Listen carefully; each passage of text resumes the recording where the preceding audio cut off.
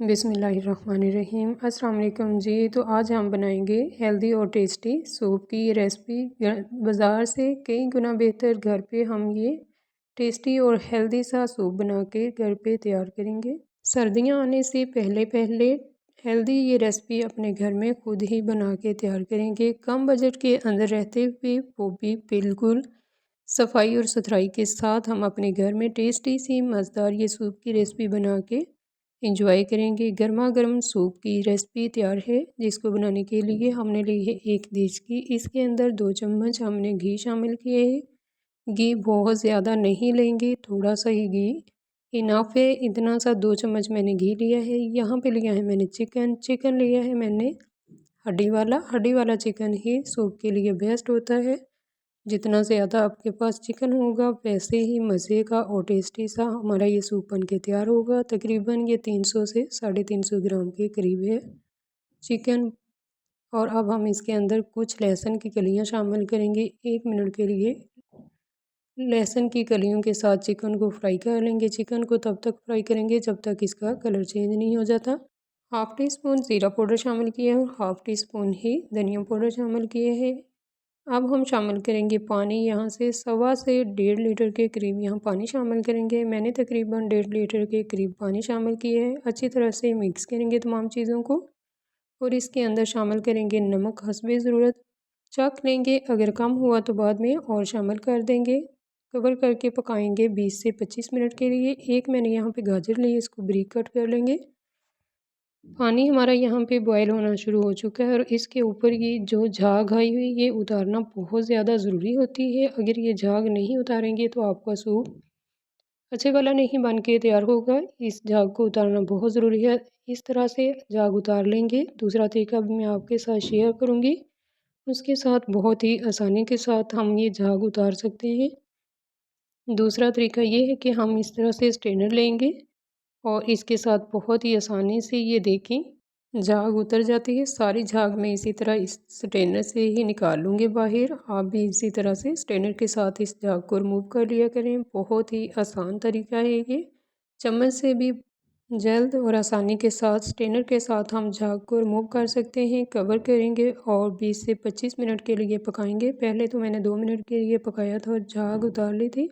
इस तरह से आधा कप हमने गोभी को कट कर लिया है। बहुत बारीक सी कट करनी है और गाजर को भी इस तरह से ही कट करना है। ये मैं नज़दीक करके दिखा रही हूँ ताकि आपको अच्छी तरह से समझ आ सके कितनी बारीक कट करनी है गाजर। इधर हमारा चिकन भी बॉयल हो चुका है। चिकन को बॉयल होते हुए तकरीबन 25 मिनट हो चुके हैं और अच्छी तरह से गल चुका है चिकन। इसको बाहर निकाल लेंगे तमाम चिकन को और यखनी अलग कर लेंगे। चिकन इस तरह से मैंने अलग कर लिया था। अब श्रेड कर लेंगे इस तरह से फोक और हाथ की मदद से। तमाम चिकन को मैंने अलग कर लिया है और हड्डी को अलग कर दिया है, श्रेड कर लिया चिकन को। अब हम एक दूसरी देचकी लेंगे और यखनी को छानने के बाद मैंने देचकी के अंदर डाल दिया है। यहाँ पे काली मिर्च टेस्ट के लिए शामिल करेंगे और नमक मैंने चख के देखा था वो कम था, थोड़ा सा और मैंने शामिल कर दिया है। आप अपनी ज़रूरत के हिसाब से डाल लेना। मिक्स करेंगे अच्छी तरह से और अब शामिल करेंगे इसके अंदर श्रेडेड चिकन जो कि मैंने श्रेड करके रखा था। कॉर्नफ्लावर लिया है मैंने 2 चम्मच। मिक्स करेंगे पानी डाल के। पानी मैंने शामिल कर लिया। अच्छी तरह से हम मिक्स कर लेंगे कॉर्नफ्लावर को ताकि इसके अंदर कोई भी गुठली लम्स वगैरह ना हो और इसको हम सूप के अंदर शामिल करेंगे। सूप यहाँ हमारा पकना शुरू हो चुका है, यानी कि जो हमने चिकन शामिल किया था यखनी के अंदर। अब हम इसके अंदर शामिल करेंगे हाफ़ कप गाजर जो कि बारीक काट की हुई थी और हाफ़ कप ही यहाँ पे बंद गोभी को कट कर लिया था। 3 से 4 चम्मच यहाँ पे सिरका शामिल किया है। इसके बाद शामिल करेंगे चिली सॉस, ये भी 3 से 4 चम्मच है। अब हम शामिल करेंगे सूप के अंदर सोया सॉस। इसके साथ बहुत ही प्यारी सी ये खुशबू और टेस्ट आएगा। 4 से 5 चम्मच है तकरीबन ये सोया सॉस।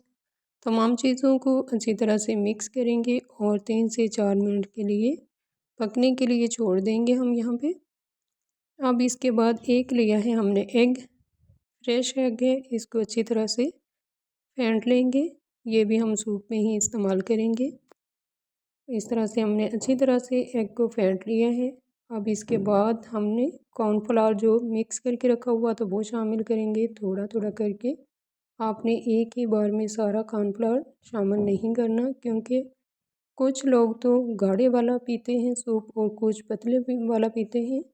जैसा आपको पसंद हो आप वैसा बना सकते हैं। थोड़ा थोड़ा कॉर्नफ्लावर शामिल करके इस तरह से मैंने थोड़ा थोड़ा करके ही शामिल किया है, साथ साथ मिक्स करती गई हूँ।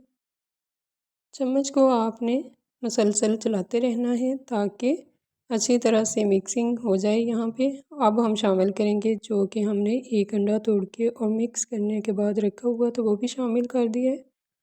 हल्की आंच पे मैंने सूप को पकने के लिए रखा हुआ है। इस तरह से चम्मच से मिक्स करते जाएंगे और अच्छी तरह से पका लेंगे। यहाँ पे हल्की आंच के ऊपर यहाँ अभी भी हमें सूप को पकाने की ज़रूरत है। दम वाले फ्लेम के ऊपर यानी से 4 से 5 मिनट के लिए पकाएंगे ताकि अच्छी तरह से सूप हमारा टेस्टी सा बन के तैयार हो।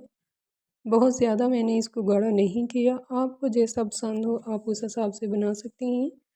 तकरीबन ये 1 बाउल के करीब जो रेसिपी मेरी बन के तैयार हुई है, जिसमें 5 से 6 प्लेटें बन के तैयार होंगी सूप की।